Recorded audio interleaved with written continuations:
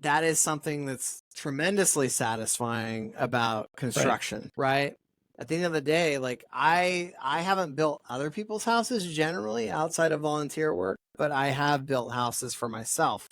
And there's just nothing like inviting your friends over to a cookout outside of a little place that you built by hand with your little boy. Yeah, agreed.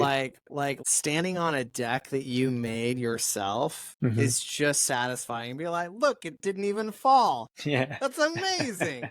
Right? Like it's just, I only think that people who've actually made something big enough for people to go into can actually describe the experience of what it's like to invite someone into something you built. Yeah. If that makes sense. It's very right? rewarding. Like you can Agreed. imagine it, but yeah, that's just something about the field that is really satisfying because you're creating something real. Very well said, and I totally agree with you. It's the tangible outcome that is just very satisfying and rewarding, for sure. Yeah.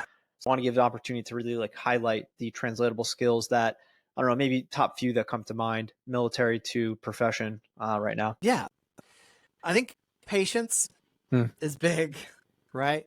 But don't let it get abused, right? You're going to be more patient than you should be. And it's an asset, but it's also a liability. So, and it's going to take a while for you to learn that balance because your initial reaction, of course, with me saying it's a liability might be to rail a little bit too hard in the other direction and then get fired.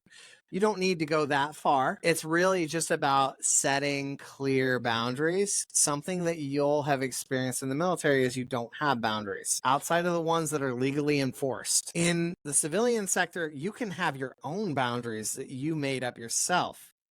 They may be able to fire you for them, but you can still have them and you won't go to Leavenworth.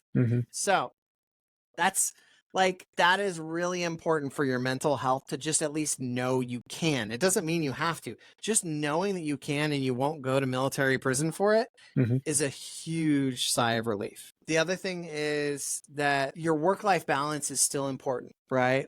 You still have to do that. No one's going to do that for you. If you're willing to be there for 16 hours and they don't get in trouble for it, that's how long you're going to be at work. So if you're one of those people who's already good at work-life balance, then great. This should be easy for you. If you're not, you're going to have to still be working on those relationships with your family. You're still going to have to be working on your other pieces. And the skills that really came out from the military and have still helped are like, they're going to teach you how to plan and to schedule yourself and to be a lot more rigorous about what and when you're doing things.